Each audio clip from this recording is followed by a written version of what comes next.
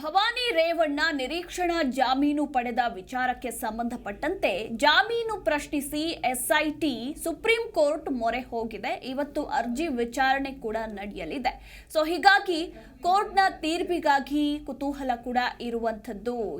ಭವಾನಿ ರೇವಣ್ಣ ನಿರೀಕ್ಷಣಾ ಜಾಮೀನು ಪಡೆದುಕೊಂಡಿರುವ ವಿಚಾರಕ್ಕೆ ಸಂಬಂಧಪಟ್ಟಂತೆ ನಿರೀಕ್ಷಣಾ ಜಾಮೀನು ರದ್ದು ಕೋರಿ ಎಸ್ಐಟಿ ರಿಟ್ ಅರ್ಜಿಯನ್ನ ಸಲ್ಲಿಕೆ ಮಾಡಿದೆ.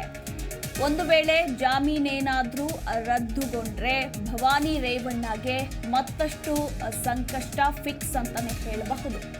ಮಹಿಳೆಯ ಅಪಹರಣ ಪ್ರಕರಣದಲ್ಲಿ ಭವಾನಿ ರೇವಣ್ಣ ನಿರೀಕ್ಷಣಾ ಜಾಮೀನನ್ನ ಪಡೆದುಕೊಂಡಿರೋದನ್ನ ಪ್ರಶ್ನೆ ಮಾಡಿ ಎಸ್ಐಟಿ ಅಧಿಕಾರಿಗಳು ಸುಪ್ರೀಂ ಕೋರ್ಟ್ ಕದ ತಟ್ಟಿದ್ದಾರೆ. ಹೀಗಾಗಿ ನಿರೀಕ್ಷಣಾ ಜಾಮೀನು ರದ್ದು ಕೋರಿ ಎಸ್ಐಟಿ ಅಧಿಕಾರಿಗಳು ಸುಪ್ರೀಂ ಕೋರ್ಟ್ ಮೆಟ್ಟಿಲೇರಿದ್ದು ಇವತ್ತು ಅರ್ಜಿ ವಿಚಾರಣೆ ಬರಲಿದೆ. ಒಂದು ವೇಳೆ ಜಾಮೀನು ರದ್ದುಗೊಂಡ್ರೆ ಭವಾನಿ ರೇವಣ್ಣಗೆ ಸಂಕಷ್ಟ ಫಿಕ್ಸ್ ಅಂತಾನೆ ಹೇಳಬಹುದು. ಇವತ್ತು ಅರ್ಜಿ ವಿಚಾರಣೆ ಬರುವ ಹಿನ್ನೆಲೆಯಲ್ಲಿ ಈಗಾಗಲೇ ಎಸ್ಐಟಿ ಮುಖ್ಯಸ್ಥ ಬಿಕೆ ಸಿಂಗ್, ಪ್ರಕರಣ ತನಿಖಾಧಿಕಾರಿ ಡಿವೈಎಸ್ಪಿ ಹೇಮಂತ್ ಕುಮಾರ್, ಸರ್ಕಾರಿ ಅಭಿಯೋಜಕರು ದೆಹಲಿಯಲ್ಲೇ ಬೀಡು ಬಿಟ್ಟಿದ್ದಾರೆ. ಕಾದು ನೋಡಬೇಕು ಏನಾಗುತ್ತೆ, ಕೋರ್ಟ್ನ ತೀರ್ಪು ಏನು ಅನ್ನೋದರ ಕುರಿತಾಗಿ ಸಾಕಷ್ಟು ಕುತೂಹಲ ಕೂಡ ಇರುವಂಥದ್ದು.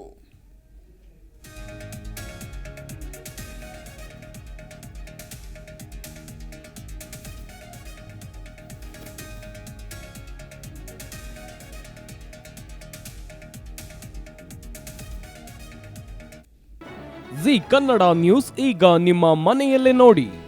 ಎಲ್ಲ ಕೇಬಲ್ಗಳಲ್ಲಿ ಈಗ ಲಭ್ಯ. Sun Direct 292, Jio TV 1334, U digital 162, city cable 51, GTPL 17, Abhishek cables 821, rock line telecommunication 51, Shri Basaveshwara number 60, Vinayaka digital number 53, in digital number 896ರಲ್ಲಿ ನಿಮ್ಮಿಷ್ಟದ ಜಿ ಕನ್ನಡ ನ್ಯೂಸ್ ನೋಡಿ ಆನಂದಿಸಿ.